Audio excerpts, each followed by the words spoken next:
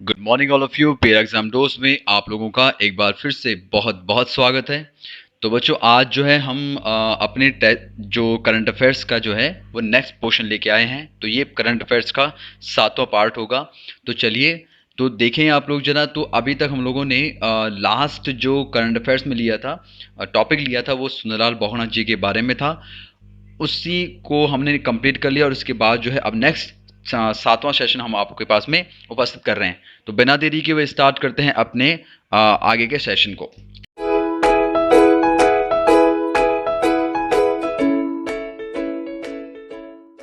देखिए, तो क्वेश्चन में जो आज आपका जो चल रहा है 25 नंबर से स्टार्ट होने वाला है और क्वेश्चन आपका ये कि तो देखिए, कुमाऊं की पहली डिजिटल ऑक्सीजन मशीन किस जनपद में लगाई गई है। तो ये क्वेश्चन आपके लिए बहुत इंपॉर्टेंट है। देखिए, आपको जरा ये कोविड का मामला आजकल जो चल रहा है उससे रिलेटेड ये आपका क्वेश्चन है बाय द वे। तो करंट अफेयर्स बहुत इंपॉर्टेंट है जो आपके आज मैं आपके पास में लेके आया हूँ। तो कुमाऊं की पहली डिजिटल ऑक्सीजन मशीन किस जनपद में लगाई गई है। A Bageshwar, B Pithoragarh, C Nainital and D Almora. तो आपका जो आंसर है वो बी पिथौरागढ़ होगा। तो पिथौरागढ़ जनपद के डीडी हाट के स्थानीय सामुदायिक, ये थोड़ा स्थानीय होगा, आप सिर्फ ध्यान रखें, स्थानीय सामुदायिक स्वास्थ्य केंद्र में कुमाऊं की पहली डिजिटल ऑक्सीजन मशीन लगाई गई है। और इस ऑक्सीजन मशीन की जो क्षमता है वो कितनी है, 20 लीटर की क्षमता होगी। तो इस प्रकार की कोई मशीन है आपकी। और इन मेरी बात को समझना, यहाँ पे देखो आप को मैं अगर ड्रॉ करके दिखाऊं, वैसे ड्रॉ तो आपका हो ही रखा है। देखिए, तो ये है आपका पिथौरागढ़ और यहाँ पे पड़ता है आपका डीडी हाट बायडे, कुछ इस वाले एरिया पे। क्लियर हो गया। तो यहाँ पर डीडी हाट में ये लगाया गया। चलिए आगे बढ़े जरा, देखिए जरा आगे बढ़ते हैं क्वेश्चन नंबर 26 के ऊपर। देखिए, तो हाल ही में सुमित्रा नंदन पंत जी की जयंती, जयंती मतलब होता है बर्थडे डेट, कब मनाई गई। ए ऑप्शन है 19 में, 8 में, 24 मई, ये मई होगा, और 20 मई आपका। तो देखिए आंसर जरा क्या होगा। देखिए, तो आंसर होगा आपका डी ऑप्शन है 20 मई। देखिए, इनका सुमित्रानंदन पंत जी जो है उनका जन्म कब हुआ था। तो 20 मई 1900 को इनका जन्म हुआ कौशानी बागेश्वर में। ये बच्चों वही कौशानी है जिसको कि गांधी जी के द्वारा उत्तराखंड का स्विट्जरलैंड भी बोला गया है। तो ये कौशानी हमारे लिए बहुत इंपॉर्टेंट हो गया है। अन्य नाम इनका क्या बताया जाता है। तो गोसाई पंत या फिर गोसाई भी इनका नाम लिया जाता है। किस प्रकार के कवि हैं। तो छायावादी कवि हैं। जब हमारा उत्तराखंड का सेशन चलेगा बच्चों आगे चल के हिंदी वाला पोर्शन, तो वहाँ पे आपको बताया जाएगा कि भक्ति काल के कवि, छाया काल के कवि, छायावादी कवि या फिर अन्य प्रकार के। तो हम लोग उन चीज़ों को वहाँ पर क्लियर कर लेंगे। नेक्स्ट हम बात करते हैं बच्चों की 1960 1960 में बूढ़ा चांद नामक इनकी एक रचना थी। इसके लिए इन्हें साहित्य अकादमी पुरस्कार या फिर साहित्य अकेडमी पुरस्कार दिया गया था।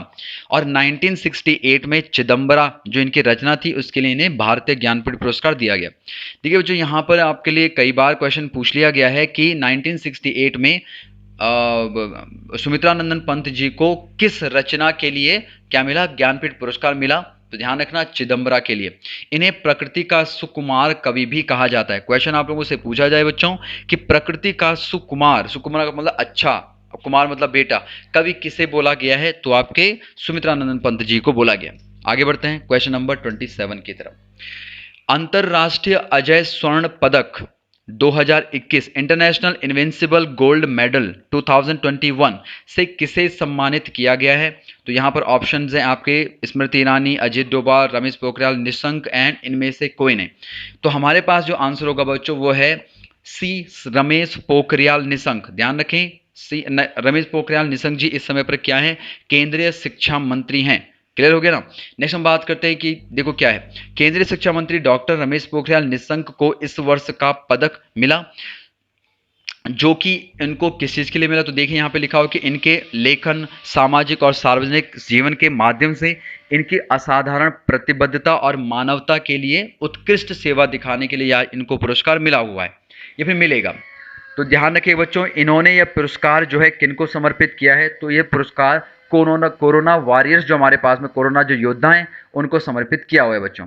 नेक्स्ट हम बात करते हैं कि 24 जुलाई 2021 को गुरु पूर्णिमा होगी। 24 जुलाई 2021 को गुरु पूर्णिमा है, उसी दिन ही इनको ये सम्मान दिया जाएगा। आगे बढ़ते हैं बच्चों क्वेश्चन नंबर 28 की तरफ। देखिए, तो क्वेश्चन नंबर 28 होगा बच्चों आपके पास में कि हाल ही में उत्तराखंड में किस बीमारी को महामारी घोषित किया गया है? महामारी मतलब पैंडेमिक होता है बच्चों, आपको पता ही होगा। तो ए है पेचिस, बी ब्लैक फंगस, सी काला ज्वर एंड डी हीमोफीलिया। तो आंसर होगा हमारे पास में बच्चों ब्लैक फंगस। इस ब्लैक फंगस को इंग्लिश में क्या बोला जाता है कि म्यूकर माइकोसिस बच्चों इसे बोला जाता है, म्यूकर माइकोसिस बोला जाता है। देखिए आप लोगों को ये याद रखना पड़ेगा या फिर ये देखना पड़ेगा कि भाई इसके लक्षण क्या होते हैं, और डेफिनेटली आप भी इस चीज़ का बचाव जरूर करें, क्योंकि आजकल जो ये बीमारी जो है आपके उत्तराखंड के क्षेत्रों में बहुत फैल रही है। वैसे तो भारत में भी बहुत है, पर उत्तराखंड में धीरे धीरे इसके केसेस आने लग गए हैं। तो प्लीज़ आप लोग भी अपना ख्याल रखें और अपने परिजनों का भी। देखिए क्योंकि इसके मामले राज्य में बहुत ज़्यादा बढ़ रहे थे, सो दैट्स वाई इसको क्या बनाया गया, महामारी का रूप दे दिया गया। ब्लैक फंगस के संक्रमण के लक्षण क्या होते हैं? तो नाक से खून आना, आंखें लाल हो जाना, आंखों में दर्द व सूजन होना और धुंधला दिखाई देना। तो आप लोग यहाँ पिक्चर में देख सकते हैं बच्चों किस प्रकार से आंखों में सूजन आ रखी है, और सूजन आ रखी है, स्वेलिंग हो रखी है, और साथ साथ में आंखें लाल भी हो रही हैं।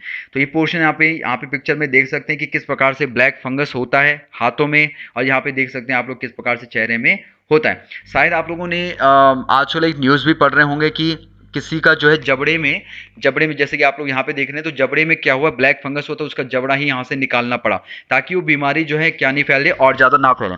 साथ साथ में आंखों पर जब ये ब्लैक फंगस हुआ बाय द वे किसी व्यक्ति को, तो उसकी आंखें तक निकालनी पड़ी, इतनी ज़्यादा संक्रामक बीमारी है। तो प्लीज़ आप लोग अपना ख्याल रखिएगा, और जिनको कोविड हुआ है वो तो उनको भाई बहुत ज़्यादा ख्याल अपना रखना पड़ेगा। साथ साथ में जिन बच्चों को या फिर जिन लोगों को भी आपके परिजनों में, या फिर भगवान न करे ऐसा हो, परंतु जिन लोगों को भी आपका क्या बोलते हैं डायबिटीज़ की शिकायत है या फिर शुगर की शिकायत हो, उनका ध्यान आप लोग जरूर रखिएगा, क्योंकि उनके ऊपर ज़्यादा ये इन्फेक्ट कर रहा है, उनको ज़्यादा प्रॉब्लम है। तो चलिए आगे बढ़ते हैं बच्चों नेक्स्ट क्वेश्चन की तरफ। 29 क्वेश्चन नंबर है, पेंट माई सिटी, यानी कि अपनी सिटी को क्या करना है, पेंट करना है, की शुरुआत कहाँ की गई है? तो ऑप्शन है आपका A Dehradun, B Haldwani, C Haridwar and D Roorkee. तो पेंट माई सिटी की शुरुआत जो की गई बच्चों वो हरिद्वार में की गई है। आखिरकार क्यों की गई है? तो देखिए सिंपल सी बात होती है कि केंद्रीय मंत्री मदन कौशिक हमारे पास में है, जो कि हरिद्वार से एमएलए भी हैं, एमएलए भी हैं आपके। तो हमने कहा ने इसकी शुरुआत जो है 1 जनवरी 2021 को की, जो कि महाकुंभ के आयोजन के लिए किया गया, जिसके तहत पर्यटकों को उत्तराखंड की संस्कृति से रूबरू करवाया जाएगा, यानी कि उनको बताया जाए कि उत्तराखंड की संस्कृति कैसी है। तो ध्यान रखें ये पेंट जो है गढ़वाल और उत्तराखंड में आपका किया गया, सॉरी गढ़वाल और कुमाऊं क्षेत्रों में देखने को मिला या फिर किया गया। चलिए फिर आगे बढ़ते हैं क्वेश्चन नंबर 30 की तरफ। तो क्वेश्चन है आपका 30 नंबर का, कुंभ मेला 2021 की थीम क्या थी? बहुत इंपॉर्टेंट क्वेश्चन है बच्चों, क्योंकि आगे आने वाले जो भी एग्जामिनेशन होंगे वहां पे ये क्वेश्चन मुझे लगता है डेफिनेटली पूछा जाएगा।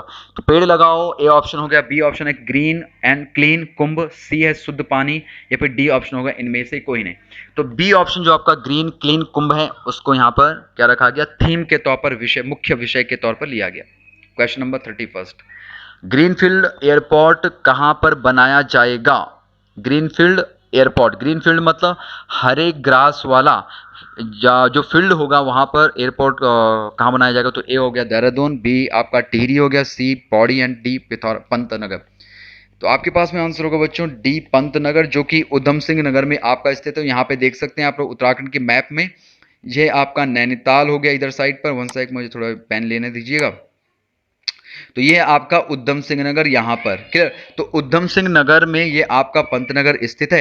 यहीं पर ही आपकी क्या है, कृषि विश्वविद्यालय भी स्थित है, आप लोगों को पता ही होगा, पंतनगर एग्रीकल्चर यूनिवर्सिटी, ठीक है। तो ध्यान रखें बच्चों, यहाँ विश्व का जो है 5वें नंबर का बड़ा एयरपोर्ट होगा, ग्रीनफील्ड एयरपोर्ट की मैं बात कर रहा हूँ बच्चों, ठीक है ना। यह अटरिया आनंदपुर मार्ग पर स्थित है, जो कि 1072 एकड़ जमीन पर बनाया जाएगा। क्लियर। नेक्स्ट बढ़े हम लोग जरा। तो हो गया आपका आज का करंट अफेयर्स फिनिश। अगर आपको हमारी वीडियो पसंद आती है, अगर आपको वीडियो अच्छा लगा है, मैटर अच्छा लगा है, तो प्लीज़ हमारे चैनल को सब्सक्राइब करें। सब्सक्राइब करने के साथ साथ में जो बेल आइकन होता है, घंटी का जो बटन होता है, वहाँ पर भी आप लोग क्लिक जरूर कीजिएगा, ताकि आपको जो है सबसे पहले क्या मिल सके, नोटिफिकेशन मिल सके नई वीडियो से रिलेटेड। आप हमारे सोशल हैंडल्स को भी, जो हमारे और हम लोग काम कर रहे हैं जिन चीज़ों के ऊपर, तो वहाँ पर भी आप हमें क्या कर सकते हैं, ज्वाइन कर सकते हैं, सब्सक्राइब कर सकते हैं। तो यूट्यूब हैंडल तो हम लोग अभी चल ही रहे हैं बाय द वे। किसी भी बच्चे को कोई क्वेरी हो, कोई क्वेश्चंस हो उत्तराखंड से रिलेटेड या फिर भारत में जो भी आपके एग्जामिनेशन चल रहे हैं उनसे रिलेटेड, तो आप लोग बिल्कुल हमें इस नंबर पर जो यहाँ पे पीले पट्टी में आ रहा है वहाँ पर आप लोग कांटेक्ट कर सकते हैं, मैसेज भी कर सकते हैं। व्हाट्सएप नंबर भी हमारा यही है, साथ साथ में जो टेलीग्राम जो नंबर है वो भी हमारा यही है। आप लोग हमारे टेलीग्राम नंबर पर भी क्या कर सकते हैं, सॉरी, टेलीग्राम के ग्रुप में भी अगर आप ज्वाइन होना चाहते हैं तो आप लोग बेहिचक मुझे मैसेज कीजिएगा, हम लोग वहाँ पर ज्वाइन कर सकते हैं, ठीक है। साथ साथ में बच्चों यहाँ पर आपके ओनली करंट अफेयर्स का भी सेशन हम लोग लेकर आते हैं आपके फेसबुक पेज के थ्रू, वहाँ पर भी आप लोग चेक कर सकते हैं। और यूसी एग्जाम दोस्त जो हमारा फेसबुक पेज है वहाँ पर हम लोग जो है अलग अलग प्रकार की आपको जीएस से रिलेटेड या फिर आपके अन्य जो मिसलेनियस जो क्वेश्चंस होते हैं बच्चों वहाँ पे लेकर आते हैं। साथ साथ में आप हमारे पीआर एग्जाम दोस्त जो क्या कहते हैं, इंस्टाग्राम का जो हैंडल है वहाँ पर भी आप आ सकते हैं और हमें ज्वाइन कर सकते हैं। थैंक यू सो मच हमारे साथ में बने रहने के लिए। जल्दी हम आपके पास में उपस्थित होंगे।